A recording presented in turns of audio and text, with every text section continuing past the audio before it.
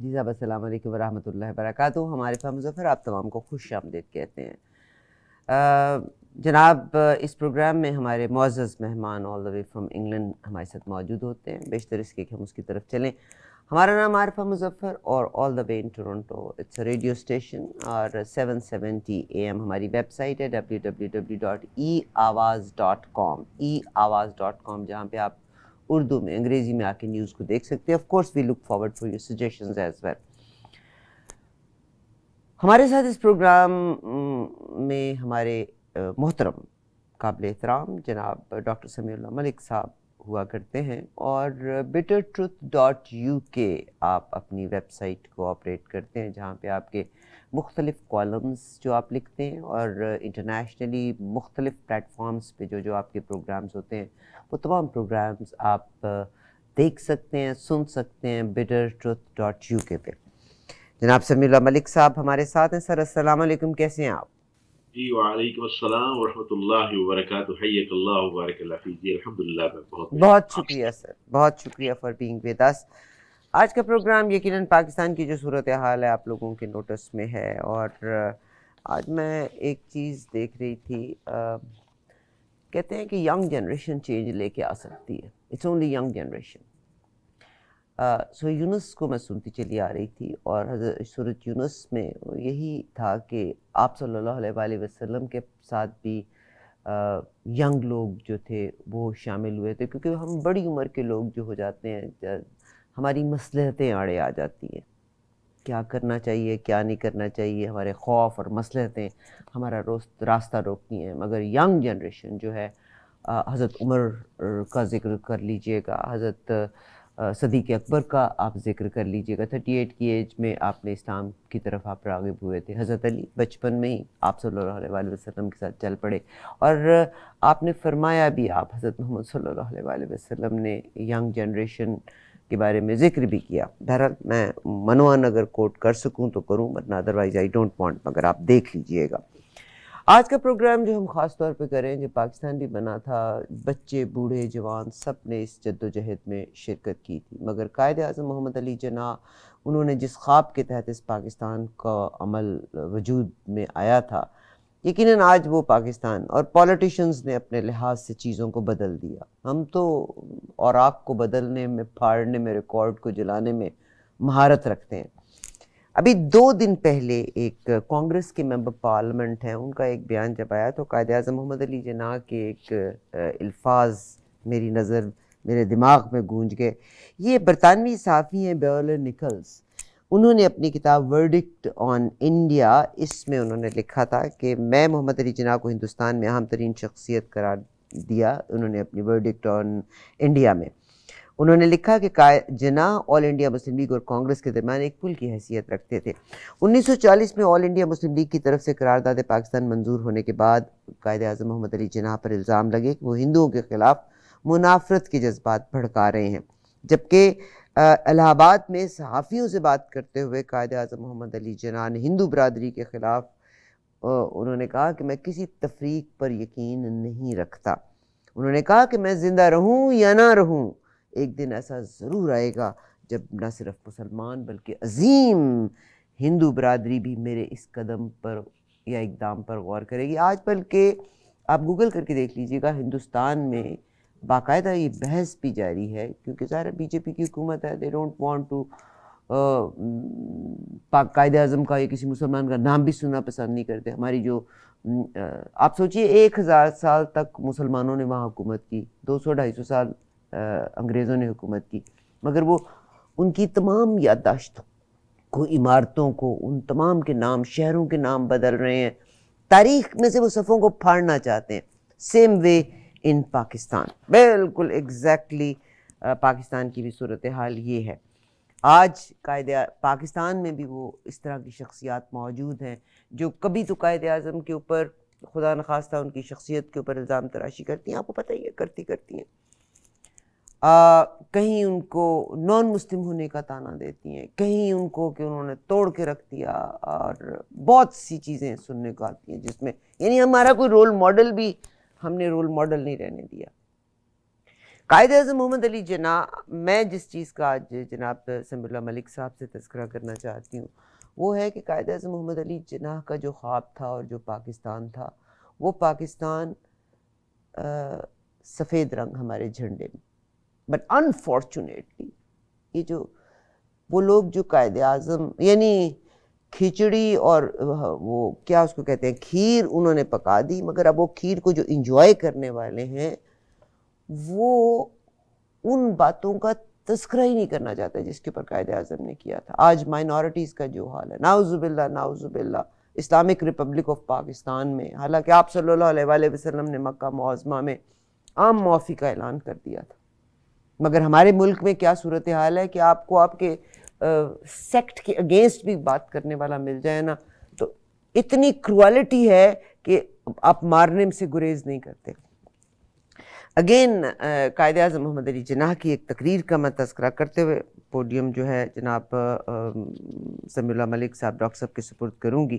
یہ صاحب 1947 میں کراچی میں آپ قائد اعظم محمد علی جناح پہنچتے ہیں۔ آپ کو پتہ ہی ہے کہ پاکستان کا دارالحکومت کراچی کے بننے کا تھا، وہاں پہ آپ نے تقریر کی تھی، اور اس میں لیاقت علی خان، خواجہ ناظم الدین اور اسمبلی کے جو غیر رکن مسلم رکن جو تھے، جوگندر ناتھ منڈل، جن کو عارضی طور پر صدر منتخب کیا گیا تھا، بعد میں ان کو پرماننٹ بھی کیا، یہ تمام کے تمام موجود تھے۔ میرے پاس اس کا کٹنگ بھی ہے، اس وقت ایسٹرن ٹائمز اگست 17 1947 کا، میں وہ بھی آپ کے ساتھ ابھی شیئر کرتی ہوں۔ یہ قائد اعظم کے جو سوانح نگار ہیں ہیکٹر بولاویتو، انہوں نے اپنی کتاب جناح کریٹر آف پاکستان میں لکھتے ہیں کہ قائد اعظم کا جو خطبہ انہوں نے 11 اگست کو مجلس آئین ساز کے صدر کی حیثیت سے پڑھا، اس کی تیاری پر انہوں نے کئی گھنٹے صرف کیے تھے۔ اس خطبے کے ذریعے انہوں نے اعلان کیا تھا کہ پاکستان کے سب شہریوں کو برابر کے حقوق حاصل ہوں گے، اس معاملے میں مذہب اور ملت کا کوئی امتیاز روا نہ رکھا جائے گا۔ انگریزی میں انہوں نے یہ تقریر کی تھی، پاکستان کی آبادی کی غالب اکثریت اس سے ناآشنا تھی، تاہم یہ تقریر ان کی رواداری اور وسعت نظری کی دلیل تھی، یعنی وہ نان مسلمز کو بھی ایکول رائٹس دینا چاہتے تھے، اور پاکستان بننے کی جد و جہد میں نان مسلمز ایکولی انہوں نے پارٹیسپیٹ بھی کیا تھا، انہوں نے بھی وہی قربانیاں دی تھیں جو آج تو ہم اپنے ماں باپ کی قربانیوں کو بھی بھول چکے ہیں۔ بہرحال یہاں سے میں لے کے آنا چاہتی ہوں، جناب سمیع اللہ ملک صاحب زیادہ اس پہ گفتگو کریں گے کہ قائد اعظم محمد علی جناح نے جو پاکستان بنایا تو کتنے نان مسلم ارکان تھے۔ جی سر، السلام علیکم۔ جی وعلیکم السلام ورحمۃ اللہ وبرکاتہ۔ الحمدللہ والصلاة والسلام علی رسول اللہ، اما بعد، اعوذ باللہ السمیع العلیم من الشیطان الرجیم، بسم اللہ الرحمن الرحیم۔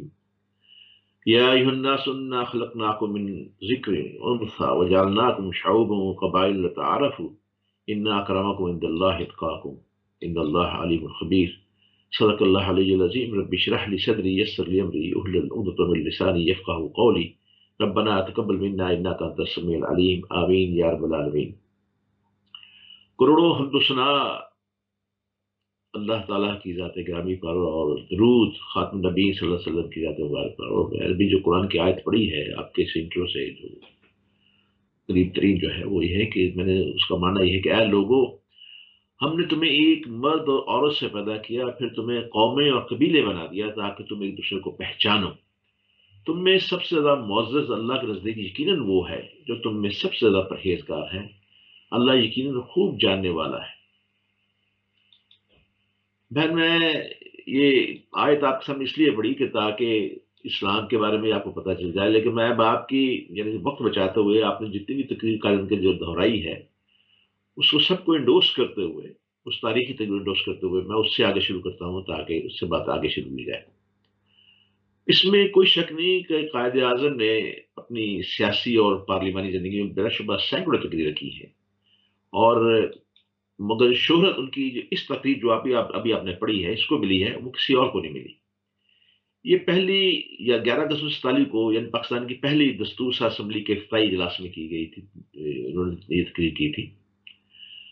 شاید کسی دوسری تقریر کے حصے میں اتنی شہرت نہیں آئی جو ان کی اس تقریر میں آئی ہے، جس کا ابھی آپ نے بھی ذکر کیا ہے، اور میں بھی چاہتا ہوں کہ اسی تقریر کے موضوع پہ بات کی جائے، کیونکہ اس میں اقلیت کے بارے میں کہا گیا تھا کیا حقوق ہیں اقلیتوں کے، اور سب کو برابر کے حقوق دیے گئے تھے، اور یعنی بانی پاکستان کی یہ تقریر ان کی خطابت کا شاہکار تو تھی ہی، مگر اس کی حیثیت اس عمر سے دو چند ہو گئی تھی کہ کس طرح پاکستان میں قیام پاکستان سے پہلے ہی سربراہ ملک کی تقریر کو سینسر کرنے کی وہ تیاری شروع کر دی گئی تھی۔ یہ سب سے بڑی جو بات ہے، اس پہ میرا خیال ہے کہ ہمیں بات کرنی چاہیے کہ وہ کون سے ہاتھ نے انہوں نے تقریر کی۔ پھر یہ ہے کہ محمد علی جناح نے اپنی اس تقریر میں دیگر باتوں کے علاوہ نوزائیدہ ملک میں بسنے والے جو اقلیتی عوام کو تحفظ دینے کا وعدہ کیا تھا، مورخین کے مطابق ملک کے بعض حلقوں کو ان کا یہی وعدہ جو ہے گراں گزرا، جس کا آپ نے ذکر کیا ہے۔ یعنی قیام پاکستان کے اعلان کے بعد بانی پاکستان 7 اگست 1947 کراچی تشریف جو لائے تھے، تو کراچی وہ شہر تھا جس کا بھی آپ نے کہا کہ وہ دارالحکومت بننے جا رہا تھا، تو وہاں تھے تو وہ 10 اگست کو کراچی میں دستور ساز 10 اگست 1947 کو کراچی میں اس دستور ساز اسمبلی کا افتتاحی اجلاس جو منعقد ہوا، جس میں لیاقت علی خان کی تجویز اور خواجہ ناصر الدین کی تائید پر اسمبلی کے غیر مسلم رکن جوگندر ناتھ منڈل، جس کا آپ نے نام لیا ہے، اس کو عارضی صدر منتخب کر لیا گیا تھا۔ یہ ایک اقلیت کا سب سے بڑا، آپ سوچ سکتے ہیں کہ قائد اعظم کے زمانے میں ان کے ساتھیوں نے اقلیتوں کو کہاں پہ رکھا۔ ان کی تقریر کے بعد اراکین اسمبلی نے اپنی اسناد رکنیت پیش کی، جیسے وہ کیا جاتا ہے پارلیمنٹ نظام میں ہوتا ہے، جس پر دستخط کیے گئے، حلف اٹھائے گئے۔ اگلے روز پھر دستور اسمبلی کا اجلاس دوبارہ منعقد ہوا، جس کی صدارت بھی جوگندر ناتھ منڈل ہی نے کی۔ یعنی یہ گویا یہ ایک تاریخی واقعہ ہے، مطلب ہے کہ جوگندر ناتھ ہمارے ایک اقلیتی رہنما نے ہماری اس پہلی دستور اسمبلی کی صدارت کی، اور وہاں پہ انہوں نے قائد ایوان لیڈر آف دی ہاؤس کے انتخاب کے لیے 7 ارکان نے محمد علی جناح کو نامزد کیا۔ اتنے ہی ارکان نے ان کی نامزدگی کی تائید بھی کی۔ پھر منڈل نے مزید بتایا کہ تمام کاغذات نامزدگی درست ہیں، اور چونکہ کوئی اور امیدوار نہیں ہے، اس لیے میں اعلان کرتا ہوں کہ محمد علی جناح متفقہ طور پر دستور ساز اسمبلی کے صدر منتخب قرار دیے جاتے ہیں۔ یعنی گویا یہ ایک پارلیمانی نظام کا آغاز بڑا خوبصورت انداز میں ایک اقلیتی رہنما کی صدارت ہوا۔ محمد علی جناح کے قائد ایوان منتخب ہونے کے بعد لیاقت علی خان، کن شنکر رائے، ایوب کھوڑو، جوگندر ناتھ منڈل، ابو قاسم نے بھی بہت سی تقاریر کی۔ اب اس اجلاس سے بانی پاکستان کے تاریخی خطاب کا آغاز ہوا، جس پہ آج ہم بات کریں گے، جس کا آپ نے ذکر کر دیا آپ نے۔ وہ اب کو ملک کے نامزد سربراہ بن گئے تھے قائد اعظم، اس لیے ان کی اس تقریر کو بطور پاکستان بانی کے ہی نہیں بلکہ پہلے سربراہ کے طور پہ بھی ہم اس کا جائزہ لیں گے۔ اس اجلاس سے انہوں نے جو خطاب کیا وہ ہر لحاظ سے بڑی اہمیت کا حامل تھا۔ یعنی بانی پاکستان کے جو اس سلسلے میں آپ کو ایک اور بات بتا دوں کہ بانی پاکستان کی جو بایوگرافی لکھی ہے ہیکٹر ولائتھو نے، اس کی کتاب کا نام ہے پاکستان جناح کریٹر آف پاکستان۔ انہوں نے اپنی کتاب میں تحریر کیا ہے کہ قائد کا وہ خطبہ جو انہوں نے 11 اگست 1947 کو مجلس آئین ساز کے صدر کی حیثیت پڑھا، اس کی تیاری میں، جیسے آپ نے کہا کہ انہوں نے کئی گھنٹے صرف کیے تھے، اس خطبے کے ذریعے انہوں نے یہ اعلان کیا کہ پاکستان کے سب شہریوں کو برابر کے حقوق حاصل ہوں گے، اور اس معاملے میں مذہب و ملت کا کوئی امتیاز روا نہ رکھا جائے گا۔ میں پھر دوبارہ اس فکر کو پڑھ دیتا ہوں کہ اس معاملے میں مذہب و ملت، قائد نے فرمایا کہ اس کا کوئی مذہب ملت کا کوئی نہیں روا رکھا جائے گا، وہ فرق نہیں رکھا جائے گا۔ تمام جتنے بھی لوگ ہیں اپنے اپنے مذہب کی پابندی کے لیے آزاد ہیں، اپنے رسوم و رواج کے لیے آزاد ہیں، اور ان کو برابر کے حقوق حاصل ہیں۔ کوئی 2 نمبر کا شہری یا 3 نمبر کا شہری نہیں ہے، اور مذہب کا اس معاملے میں کوئی ایسا تعلق نہیں ہوگا کہ اس کے بارے میں اونچا نیچ کی جائے۔ جیسے آپ نے ابھی کہا کہ قانون تقریر تو انگریزی زبان میں کی تھی، لیکن جس پاکستان کی آبادی کی غالب اکثریت تو آپ کو پتہ ناآشنا تھی، تاہم یہ تقریر ان کی رواداری اور وسط نظر کی بڑی بین دلیل ہے، اور آج بھی جمہوری اداروں میں ان کی اس تقریر کو بڑا روشن الفاظ سے پڑھا بھی جاتا ہے اور دیکھا بھی جاتا ہے۔ اور اس سے آپ محمد علی جناح کی اس تقریر سے ان کے اس آئین کو جو وہ چاہتے تھے اس ملک میں نافذ کرنا، اس کو بھی آپ دیکھ سکتے ہیں۔ اب اس 4 دن پہلے جب محمد علی جناح بڑا اپنی کراچی کی سڑکوں سے گزرے تھے، تو انہوں نے شہر کے ہندوؤں کو بڑا خاموش، بڑا متفکر پایا تھا۔ آئین ساز اسمبلی کا خطبہ جو لکھا تھا، غالباً میرا سب یہ کہتے ہیں کہ غالباً یہی ہندو قائد اعظم کی چشم تصور کے سامنے ہوں گے جب انہوں نے یہ تقریر کی، تاکہ وہ جو ہندو انہوں نے بڑے متفکر دیکھے، ان کو ذہن میں رکھ کے انہوں نے یہ تقریر فرمائی۔ بانی پاکستانی کی تقریر، ان کی تقریر سبھی مجموعوں میں موجود ہے، جن میں سرکار شاہدہ ایک مجموعہ ہے قائد اعظم محمد Ali Jinnah speeches and statements, یہ 1947-48 کی جلد ہے، نیوز پیپرز کے نام پہ آج بھی موجود ہے۔ 11 اگست 1947 کو اپنی تقریر میں بلا تخصیص تمام شہریوں کو کہا گیا تھا، جو میں نے ابھی آپ سے کہا کہ آپ آزاد ہیں، آپ آزاد ہیں، 3 دفعہ ان کا آپ آزاد ہیں، اپنے رسوم و رواج کے مطابق اپنی عبادت گاہوں میں جائیے، وہاں پہ اپنی عبادت کیجیے، اپنے جتنے بھی آپ چیز، آپ کو سب کے برابر کے حقوق ہیں۔ انہوں نے اپنی اس تقریر میں اقلیتوں کو برابر کے حقوق دینے کا برملا بڑا فاجکاف انداز میں اعلان کیا تھا۔ اب محمد علی جناح نے تقریر ختم کی ہی تھی کہ ان کی اس تقریر کے بعض حصوں کو عوام کے نظر سے اوجھل رکھنے کے لیے کوششیں بھی شروع ہو گئی اسی وقت ہی، یعنی ابھی پاکستان بنا ہے، پہلی آئین اسمبلی ہے، اور یہ بیوروکریسی نے اس وقت کام شروع کر دیا۔ جناح کا، یعنی جس کا ذکر جناح کی فاطمہ شاہ کی کتابوں میں موجود ہے، میں اگر کہیں گی تو قلت نہ ہوئی تو میں ان کتابوں کے نام صفحے وغیرہ بھی بتا دوں گا، ویسے تو آپ ان کو شامل بھی کر لیں۔ اس ریویو کو میں نے دیکھا جس کا آپ نے بھی ذکر فرمایا، اس سب میں بڑا مفصل آواز جو ہے ایک ضمیر نیازی کی کتاب میں ملتا ہے، چین دا پریس، اس کا انہوں نے اردو ترجمہ بھی آج کل موجود ہے، صحافت پابند سلاسل، وہ بھی بڑی زبردست کتاب ہے۔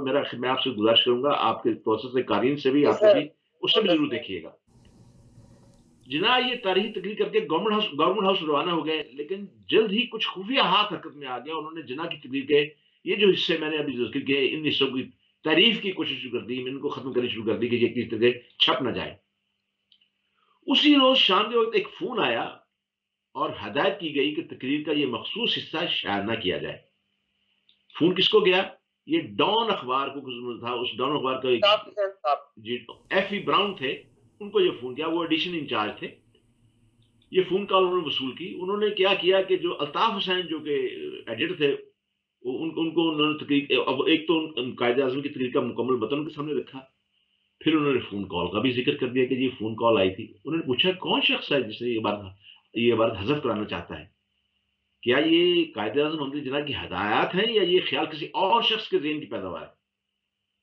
مجید ملک، میں نام لے رہا ہوں، مجید ملک جو اس وقت پرنسپل پی آر او تھے، ان کا نام لیا گیا۔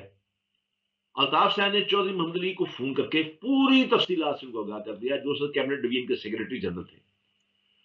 انہوں نے دھمکی دی الطاف صاحب نے کہ اگر اس پریس ایڈوائس کو واپس نہ لیا گیا تو وہ سیدھے جناح اس کے پاس چلے جائیں گے، جس کے بعد مجید ملک سے فوری طور پر رابطہ ہو گیا۔ تو انہوں نے کہا نہیں نہیں نہیں نہیں، یہ کوئی ایڈوائس نہیں ہے، بلکہ صرف ایک رائے ہے، قائد کی تقریر کو سینسر کرنے کا تو کوئی سوال ہی پیدا نہیں ہوتا، یہ بلا ایسا فیصلہ کون شخص کر سکتا ہے؟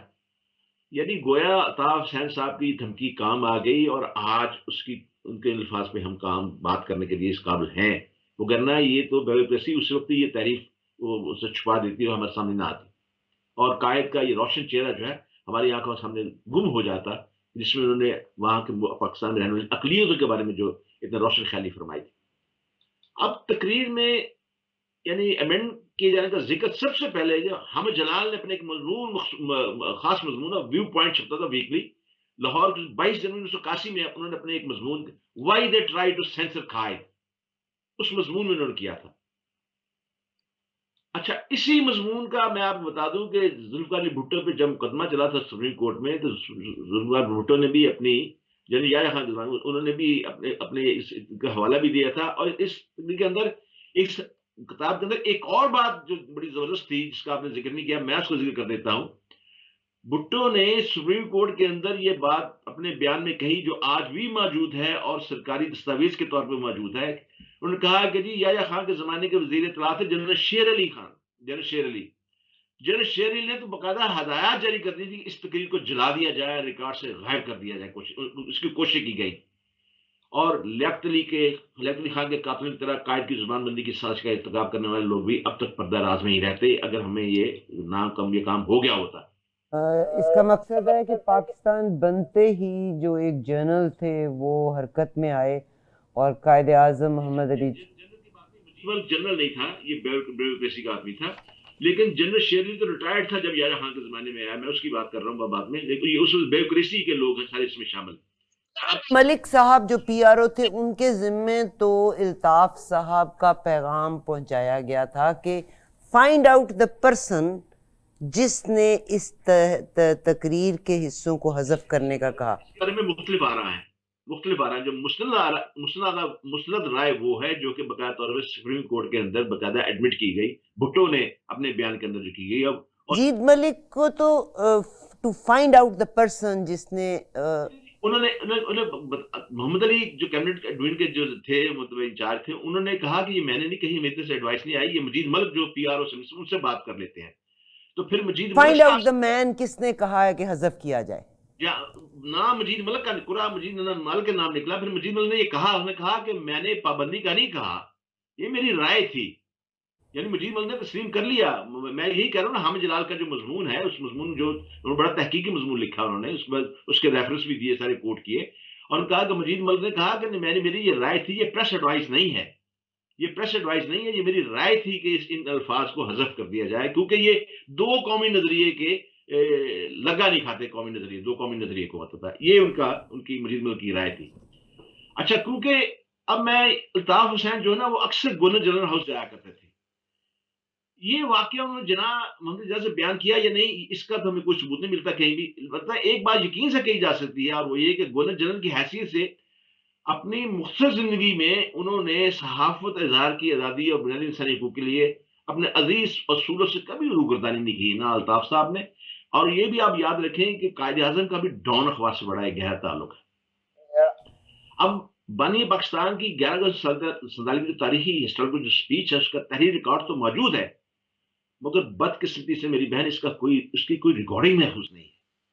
یعنی جون 2012 میں ریڈیو پاکستان کے ڈائریکٹر جنرل مرتضی سولنگی، انہوں نے اس تقریر کی ریکارڈنگ کی تلاش میں آل انڈیا ریڈیو میں اپنے ہم منصب جو اس کے جو تھے ایل ڈی مینڈولوی، اس سے بھی رابطہ کیا، کیونکہ جس وقت یہ تقریر کی گئی اس وقت ریڈیو پاکستان کا قیام میں نہیں آیا تھا، اور پاکستان کے موجودہ حصوں میں آل انڈیا ریڈیو ہی کی حکمرانی تھی.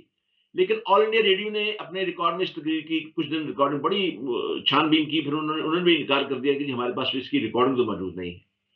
اچھا، پھر آئیے پاکستان میں آوازوں کے ایک سب سے بڑا خزانے کا مالک ہے جناب لطف اللہ خان صاحب مرحوم، اس سے بھی رابطہ کیا گیا، لیکن ان کے خزانے میں بھی جناب کی اس تقریر کی کوئی ریکارڈنگ تو موجود نہیں تھی، لیکن رائٹنگ میں یہ چیز تقریر موجود ضرور تھی.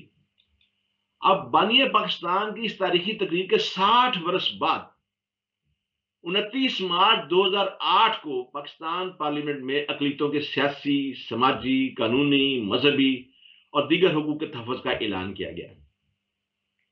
اور اب ملک میں ہر سال اقلیتوں کا ہفتہ منایا جاتا ہے.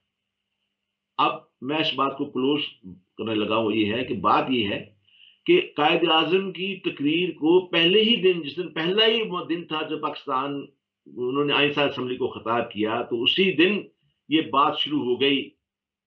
ہونا تو یہ چاہیے تھا کہ ہم اس کا ایسا قوی علاج کرتے کہ بعد میں ایسا کوئی کام نہ ہوتا، لیکن بدنصیبی سے گورے چلے گئے، لیکن ہمارے پاس کالے انگریز ہمارے حکمران بن گئے بیوروکریسی کے اندر. وہ اتنے مضبوط، پھر اللہ تعالیٰ نے قائد اعظم کو اتنی مہلت نہ دی، اور قائد اعظم کی زندگی کے بعد جب لیاقت علی تشریف لائے تو لیاقت علی بھی آپ کو پتا ہے کہ ایک حادثے میں انہیں بھی شہید کر دیا گیا، راولپنڈی کے حصے میں انہیں بھی گولی مار کے شہید کر دیا گیا. اس کے بعد پھر ایسی سیاسی انارکی پھیلی، آپ سب جانتے ہیں کہ قصہ خدا بہت بات لمبی ہو جائے گی، لیکن بات یہ ہے کہ میں یہ سمجھتا ہوں کہ ہم نے قائد کی تقریر پہ عمل نہ کر کے اپنے پاکستان کے ایک جمہوری چہرے کو داغدار کیا ہے. ہونا یہ چاہیے کہ جب پاکستان بنا تھا، اس میں کوئی شک نہیں کہ پاکستان وعدے یہ ہوئے تھے کہ پاکستان کا مطلب کیا ہے، لا الہ الا اللہ. لیکن کیا ہم نے لا الہ الا اللہ کا کبھی اس کا یعنی اس کی ڈیفینیشن دیکھی ہم نے کیا ہے؟ کہ سب سے زیادہ حقوق تو اسلام دیتا ہے اقلیتوں. میں اس کی ایک چھوٹی سی مثال دے کے میں آپ کی اس بات پہ آنا چاہتا ہوں. حضرت عمر فاروق آپ کو پتا ہے کہ غیر مسلم تھے، وہ جزیہ دیا کرتے تھے. حضرت عمر فاروق کے زمانے میں دیکھا ہے کہ یہودی مانگ رہا تھا بازار کے اندر. حضرت عمر فاروق نے کہا کہ آپ کیوں مانگ رہے ہیں؟ انہوں نے کہا جی کیا کروں، جزیہ دینا ہے، بوڑھا ہوں، میرے اعضاء قوا نہیں ہیں اتنے کہ میں کو کام کر سکوں، اس لیے میرے پاس تو مانگ کے آپ کو جزیہ دوں گا. انہوں نے فاروق نے گھر بھیج دیا اور شورا کا اجلاس طلب کر لیا. باقاعدہ شورا نے پھر یہ طے کیا، اس وقت اس نے کہا ہے کہ جو ایسے افراد جو کہ کام نہیں کر سکتے، بیماری کی وجہ سے ڈسیبل ہیں یا اور کوئی سی وجہ ہے، تو ان کا نہ صرف جزیہ ختم کر دیا جائے گا بلکہ انہیں بیت المال سے وظیفہ دیا جائے گا.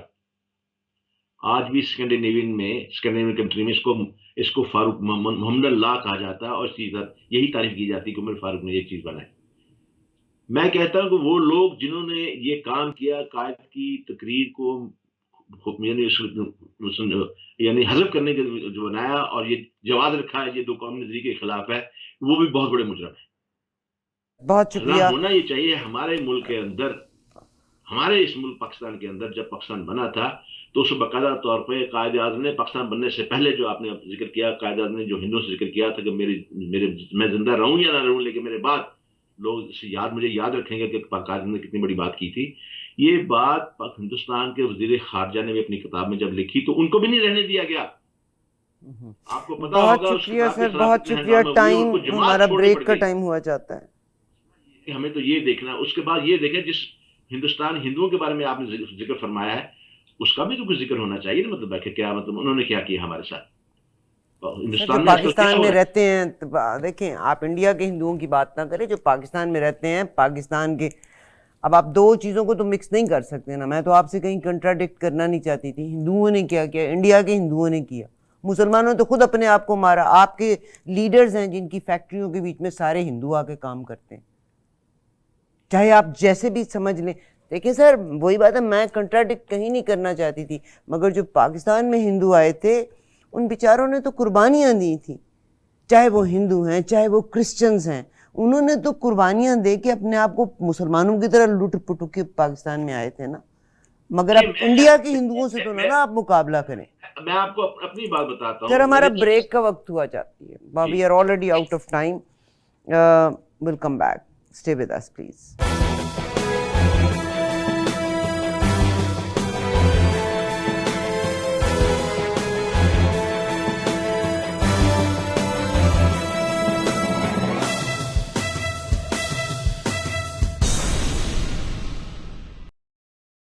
جی صاحب، پروگرام میں ایک دفعہ پھر سے خوش آمدید۔ میں تو صرف جس چیز کے اوپر ہوں، جو لوگ پاکستان بنا تھا اور ہم صرف بات کرنا چاہتے ہیں اپنے گھر کی۔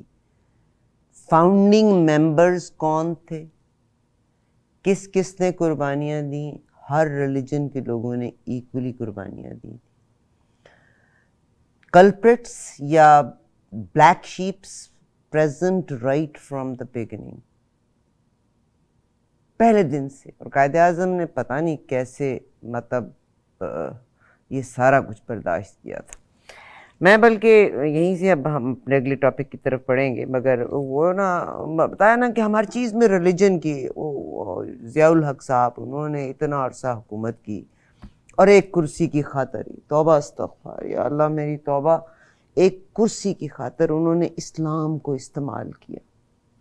قائد اعظم کا تھا وہ، بلکہ ڈان نے بڑا خوبصورت اس کو کور کیا تھا تب، but now it seems that all these years the nation had got the order wrong. Quaid Azam کا آرڈر تھا faith unity faith and discipline, unity faith and discipline. وہ آپ کے ضیاء الحق صاحب نے چینج کر دیا تھا ایمان تقوی اینڈ جہاد میں اس کو چینج کیا تھا۔ یعنی ہمارے لیے بہت آسان ہے ٹو ایڈٹ سم تھنگ، جو فاؤنڈر نے بھی بنائی اس کو بھی چینج کرنا، اور اس کے برابر انہوں نے بنا دیا تھا ایمان تقوی جہاد۔ یہ یو ایس بیکڈ جہاد تھا جس کو پلے کیا تھا۔ بہرحال اسلام کو ہم نے بطور ٹول ضرور استعمال کیا، اور یہ واضح مثال آپ کے سامنے ہے۔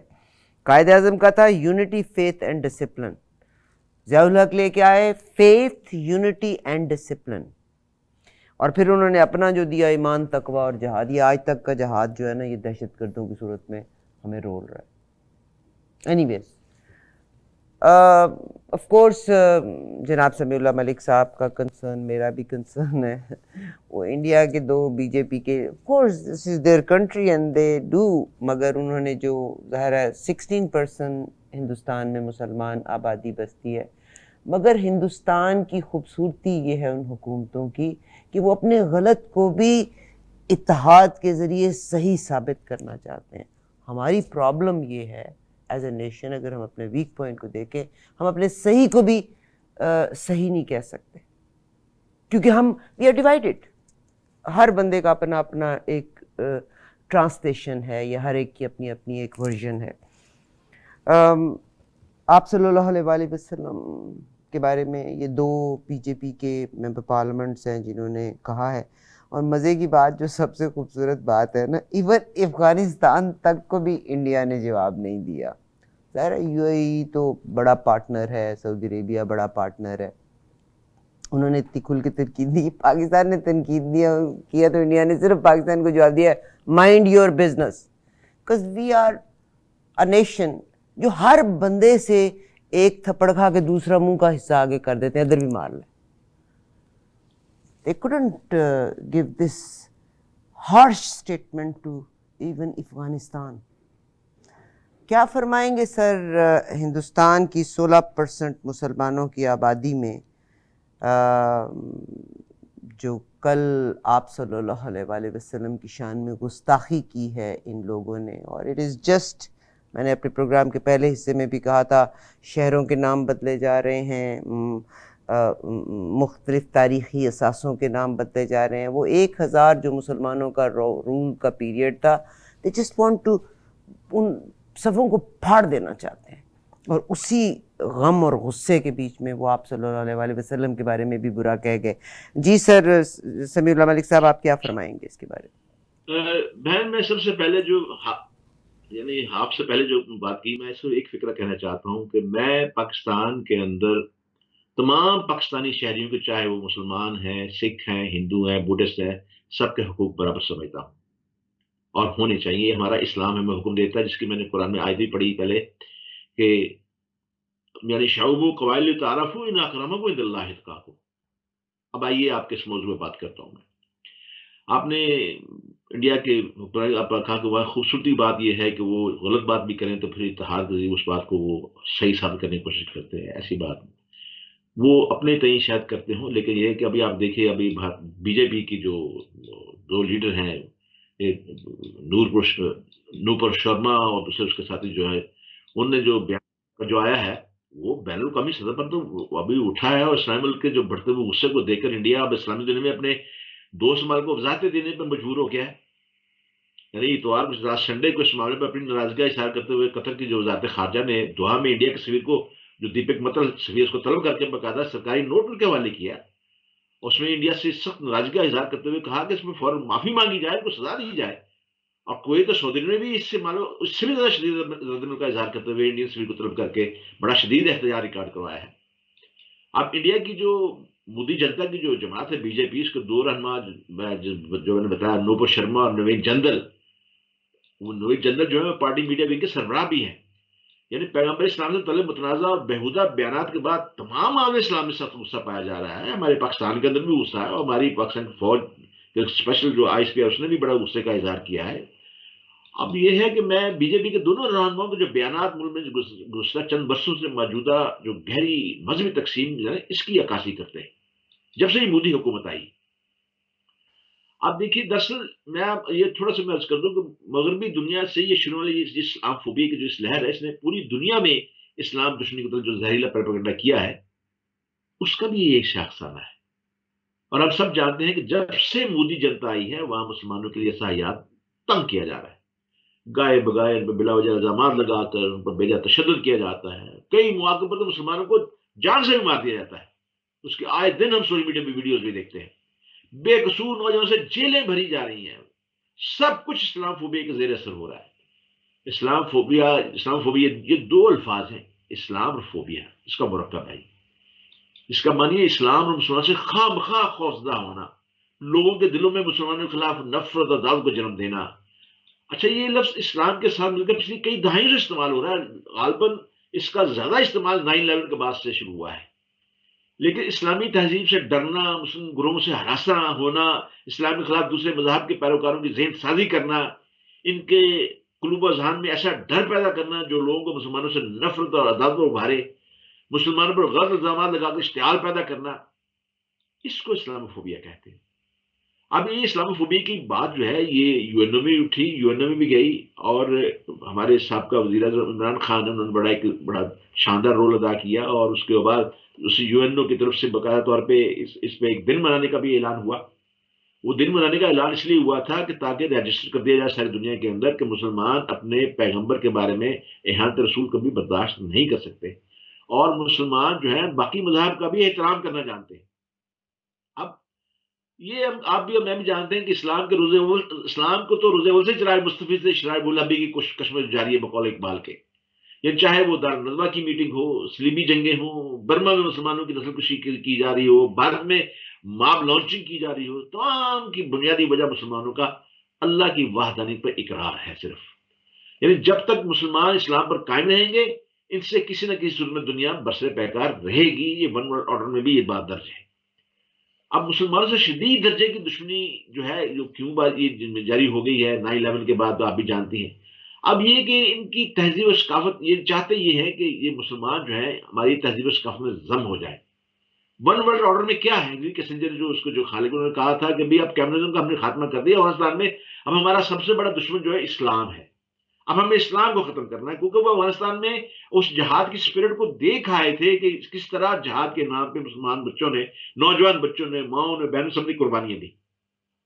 انہیں ون ورلڈ آرڈر جو ان کا تھا اس کے اوپر جو ان کا جو انہیں پتا تھا کہ یہی ہمارے سامنے آئیں گے، تو ان کو ختم کر دیا جائے، اس کے لیے پروپیگنڈا خوب کیا گیا، یعنی دہشت گردی کا معاملہ کیا جائے، وہی جو مجاہدین تھے بعد میں وہ دہشت گرد بن گئے، ہمارا بحث کہیں اور چل جائے گی۔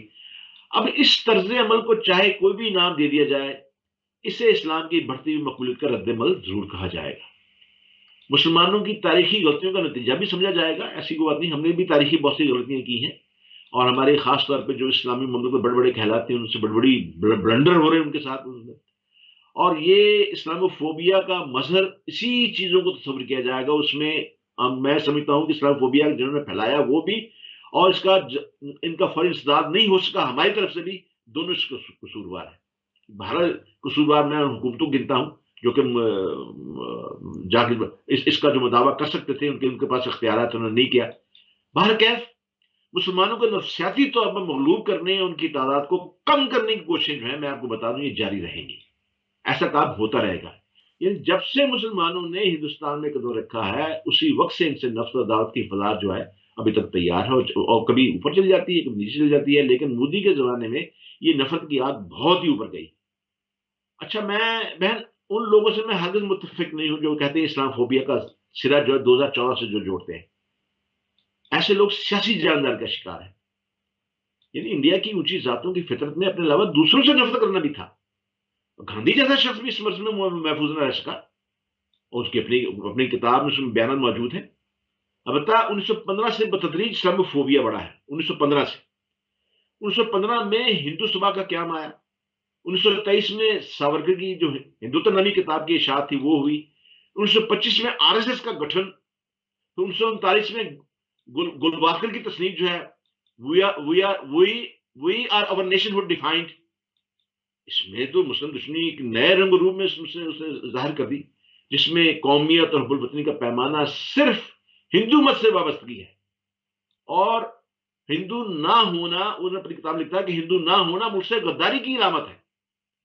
یعنی گل واقعی کہتا ہے کہ صرف وہی قوم پر محب وطن ہے جو ہندو نسل اور قوم سے ہیں، باقی سب غدار ہیں، قومی مقصد کے وہ ہمارے دشمن ہیں ہمارے، وہ نہیں تو انہیں وہ یوں سمجھیے کہ آپ نے ایک خیراتی نظریے کے طور پہ آپ نے رکھ لیا، بڑے احمق ہیں، آپ انہیں غلاموں کے طور پر رکھیے۔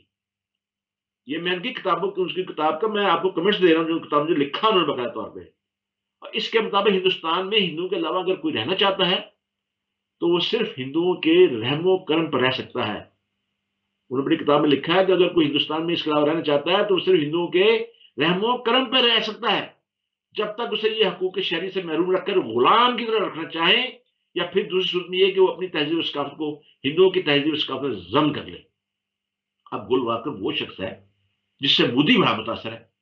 مودی نے، آپ کو پتا ہے کہ گجراتی زبان میں ایک کتاب اس نے لکھی ہے جوتی پانچ، اس میں اس نے 16 اشخاص کے بارے میں بڑا ذکر کیا ہے، بڑا ان سے جسے وہ کہتا ہے میں اپنی زندگی میں بڑا متاثر ہوا، اور سب سے زیادہ متاثر جو ہے وہ گل واقع کی ثانوی عمری سے ہوا ہے، اس کا بڑی تفصیل سے اس نے ذکر کیا۔ اب آپ مجھے یہ بتائیے جو شخص ایسی آدمی سے متاثر ہو اس کے اسلامی فوبی کے معیار کا اندازہ لگایا جا سکتا ہے؟ مودی یا پورے ہندوستان کی عوام یوں ہی چینل ریڈیکلائز نہیں ہوگی میری بہن، بلکہ مختلف شعبوں میں سالوں سے نفرت کی اس کھیتی میں تعصب کا بیج بویا گیا ہے جو اب کانٹوں سے بڑی فصل بن چکی ہے۔ زندگی کے ہر شعبے میں مختلف لوگوں کے الگ الگ انداز میں مسلمانوں کے خلاف ذہن سازی کی گئی ہے. اگر آپ صرف RSS کے قائم کردہ 30 کے قریب تنظیموں کی لسٹ اور ان میں دی جا رہی جو تعلیم و تربیت جو ہے جو ٹرین دی جا رہی اس کو آپ دیکھ لیں پڑھ لیں تو آپ دنگ رہ جائیں گی. یہ ہے وہ اسلاموفوبیا ہندوستان میں جو کہ اس وقت چل رہا ہے. اور اس کا بہترین طریقہ یہ ہے، میں نے اپنا لکھا تھا، میں نے بتایا بھی تھا، میں نے کہا کہ اگر فرانس کے اندر ایسا ہوا تھا تو آپ نے کہا تھا اس کا بائیکاٹ کیا جائے. تو اسلامی جتنی بھی ریاستیں ہیں بجائے کہ زبانی کہہ دیں، اور ہندوستان بعد میں کہا وہ تو کہہ دے گا، ہندوستان تو آپ کو پتا ہے کہ 1 کروڑ خداؤں کا مالک ہے، جو طاقتور ہوتا ہے اس کو خدا مان لیتا ہے. وہ فرض طور پہ کہہ دے گا ٹھیک ہے جی ہم نے اس کو نکال دیا، یہ کر دیا وہ کر دیا. ان کا طریقہ کار یہ ہے کہ باقاعدہ طور پہ ٹھوس ضمانتیں لی جائیں کہ احانت رسول وہاں پہ نہیں ہوگی آئندہ. یہ اسلاموفوبیا کے بارے میں UN کو بھی OIC کو چاہیے کہ اپنا کردار ادا کرے. یہ میری چھوٹی سی گزارشات ہے جو میں نے آپ کے سامنے کی ہے. میں نے کوشش کی ہے کہ اپنے 10 منٹ کے اندر آپ کی پوری رائے آپ کے سامنے رکھ دوں. آپ نے جب ٹائم دیکھا نا مجھے وہاں سے اندازہ ہو گیا، بیکاز ہم اکثر آؤٹ آف ٹاؤن چلے جاتے ہیں. سر آپ نے بہت اچھے طریقے سے بیان کیا، میں تو ٹائم کے اندر ہے کہ آپ کو جواب دیا ہے. بہت اچھے طریقے سے بیان کیا، مگر ظاہر ہے اسلاموفوبیا آپ 2014-2015 کا ذکر کرتے ہیں. بہت سے آپ کے جو قارئین اور سامعین ہیں وہ یقیناً میری بات سے شاید اختلاف نہ کریں، مگر ہم انٹرنیشنلی، میں صرف اپنی اناد میں اور دشمنی میں صرف انڈیا کو نہیں دیکھتی، میں تو انٹرنیشنل گلوبلی دیکھنا چاہتی ہوں. تو یہ جو سیڈ سوئنگ تھی اسلاموفوبیا کی، دیٹ سٹارٹڈ ان 2001، مگر اس کے نتیجے میں یس بہت پازیٹیو بھی رہا. بے شمار لوگوں نے اسلام کو ایکسیپٹ بھی کیا. آج بھی انڈیا میں تو یہ اب ہوا، مگر اس سے پہلے دنیا میں ہمارے اپنے سلمان رشدی تھا نا میرا خیال، سلمان رشدی کا ذکر کر لیں آپ. بہت ساری، میں نے تو بلکہ ایک کتاب یہاں میرے پاس آئی تھی تو میرے ہسبینڈ نے کہا تھا کہ ایسا لٹریچر تمہیں پڑھنے کی بھی ضرورت نہیں ہے. اینڈ آئی ریممبر ہم نے اس کو ریسائیکل بھی نہیں کیا تھا، جسٹ پھاڑ دیا تھا اس کتاب کو آپ صلی اللہ علیہ وسلم سے متعلق. یہاں ٹورنٹو کے ایک رائٹر ہیں جنہوں نے وہ کتاب لکھی تھی. تو بہرحال RSS اپنے ایک ایجنڈے پہ چل رہی ہے. یہ 27 سپٹمبر 1925 انڈیا میں نریندر مودی جو کر رہے ہیں، Narendra Modi is not a person جو سب کچھ کر رہا ہے. بیسیکلی وہ جو منشور یا ایجنڈا لے کے چل رہے ہیں وہ RSS کا ہی لے کے چل رہے ہیں.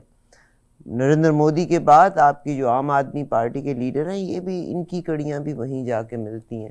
مگر اسلام phobia I might be wrong but I think so 2001 میں وجود میں آیا تھا، مگر اس کا بڑا پازیٹیو بھی نکلا کہ بہت سے لوگوں نے باقاعدہ پڑھ کے اسلام کو قبول کیا. یہ تو رہی ایک صورتحال. میں تو صاحب اپنے گھر کو صحیح کر لوں، میں پوری دنیا کو صحیح کرنے کے لیے نکلی ہوں، تو میرے اپنے گھر کا آوا کاوا ہی بگڑا ہوا. اللہ کرے کہ ہمارے اپنے لیڈرز بہتر ہو جائیں. بہت شکریہ جناب سمیع اللہ ملک صاحب، آپ نے بڑے اچھے طریقے سے اس کو ایکسپلین کیا. مگر میں یہ کہتی ہوں آپ نے ذات پات کا، برادریوں کا، ہم تو آج تک وہ جو سب کانٹیننٹ میں وقت گزارا تھا، آج تک بے شمار وہ رسموں کو لے کے چلے پھر رہے ہیں جو وہاں سے چلتی چلی آ رہی ہیں. ٹھیک، پاکستان میں بھی اگر میں آ جاؤں تو مجھے تو اپنے گھر کا زیادہ فکر ہے سر. آپ دیکھیے گا بھٹے بنانے والے جو لوگ ہیں پاکستان میں، کہتے ہیں 40 گھروں تک قریب بھوکا نہیں رہنا چاہیے. بھٹوں کے پہ جو بچے کام کرتے ہیں وہ ماں باپ اور نانا نانی کے قرضوں کو لے کے ایز اے سلیو ہی زندگی گزارتے ہیں.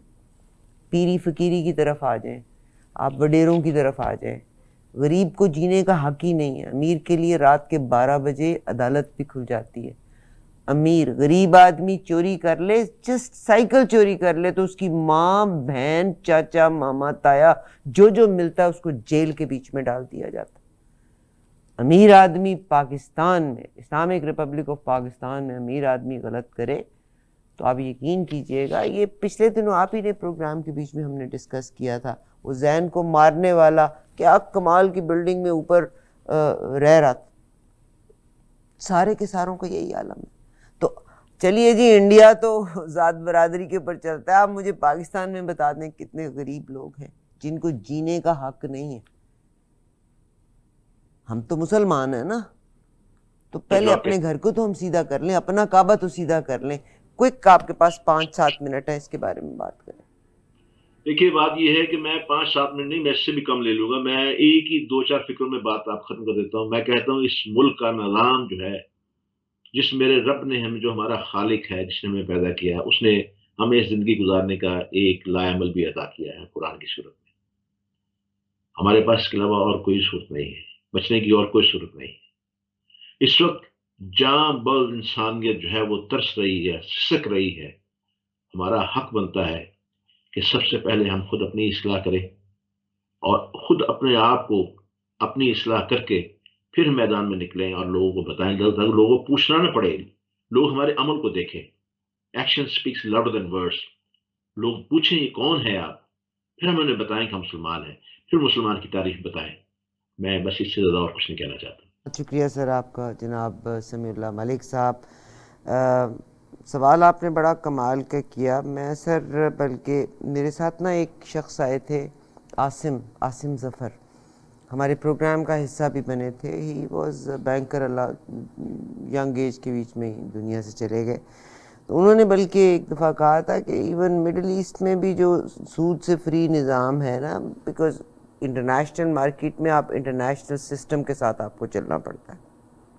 ٹھیک ہے، تو بہرحال یہ بڑی گہری باتیں ہیں. سمیع اللہ ملک صاحب بہت شکریہ آپ کا. سمیع اللہ ملک صاحب جناب کڑیاں جا کے ان کی بھی ملتی ہیں، جناب قدرت اللہ شہاب صاحب سے جا کے ملتی ہیں. تو یقیناً جس گود میں پرورش پائی ہے، جو گھٹی ہے، اس کا اثر تو انسان کی ذات میں رہتا ہے، پاکستان سے محبت. مگر آج کا پروگرام جو بیسک مقصد تھا، جب پاکستان بنا تھا، بے شمار نان مسلمز قائد اعظم محمد علی جناح کے ساتھ تھے. انہوں نے قربانیاں بھی دیں. They came to Pakistan, they lived in Pakistan. تو بعض اوقات تو سگے بھائی بہنوں کے بیچ میں بھی رفٹس آ جاتی ہے، مگر پاکستان میں انفارچونیٹلی بعض اوقات ہم خود ریلیجن کو فالو نہیں کر رہے ہوتے، مگر ہمارا دل چاہتا ہے باقی ساری دنیا ریلیجن کو فالو کرے. اگر وہ نہیں فالو کرتی تو ان کو مارنے کا حق میرا ہے. حالانکہ اسلام یہ کہتا ہے ایک شخص کو مارنا اس کی سزا بھی ہے، اور کوئی عقل مندی نہیں ہے. اس کو قتل کر دینے کے مترادف ہے. سوری، ایک بے گناہ انسان کی جان لینا پوری انسانیت کی جان لینے کے مترادف ہے، اور ایک بے گناہ کی جان بچانا پوری انسانیت کی جان بچانے کے مترادف ہے. پیروں کے لیے پاکستان میں کسی کو مارنا تو کوئی مشکل کام ہی نہیں ہے. وہ ایک ہے نا جناب، ماڈل ٹاؤن کا سانیہ آپ دیکھ لیں. نو بڈی وانٹ ٹو جنہوں نے مارا ہے وہ اب وقت آ بات گیا بھی ہے، نہیں کرنا دینا چاہتے. اب وقت آ گیا ہے. بہت سے لوگ اب میری بات کی تائید کرنا شروع کر دیا ہے کہ اب نظام چہرے نہیں، نظام بدلا جائے. یار نظام نہیں بدلا وہ جا وہ سکتا نظام سر، بدلا یہ رائٹ جائے اٹ ڈاؤن. جس میری بھی زندگی ہے، اللہ آپ کو بھی بارے زندگی میں دے. ہم نظام نہیں بدل سکتا. وہ نظام بدلا جائے. دیکھیے اذان ہو گئی اور نظام نہیں بدلا جا سکتا. وہ نظام میں بدلا جب جائے. کہہ رہی تھی. بہت شکریہ اسلام سر آپ کو. پہلے ہم اذان اپنا اس لیے اندر ہوئی کہ صاف کریں. اللہ کی طرف سے یہ گواہی ہو گئی جو میں بات آپ سے کہی ہے کہ اب نظام بدلنے کا وقت آ گیا. مگر گواہی ہو گئی. میں نے کہا تھا بدل نہیں سکتا، کیونکہ لوگ ہی نہیں بدل سکتے. اپنے پہ تو ہم اسلام لے کے نہیں آنا چاہتے، ہم ساری دنیا میں اسلام لے کے آنا چاہتے ہیں. اللہ تعالیٰ اللہ ہدایت اللہ کی طرف سے ہے. جب ہم آمین. ارادہ اللہ کر خیر لیں گے رکھے، اللہ اللہ ضرور تعالیٰ ہدایت کرے. ہدایت کرے. آمین ثم آمین. اللہ کرے میں اور آپ بہتر کی پیروی کر سکیں، اور اللہ تعالیٰ مجھے اور آپ کو بہتر کے لیے منتخب کرے. آمین ثم آمین. سامعین آج اجازت دیجیے گا. سمیع اللہ ملک صاحب، BetterTruth.UK، آپ کا بے انتہا شکریہ. اجازت دیجیے، انشاءاللہ اگلے پروگرام میں پھر ملاقات ہوگی. تب تک میرا آپ کا اللہ حافظ. اللہ حافظ.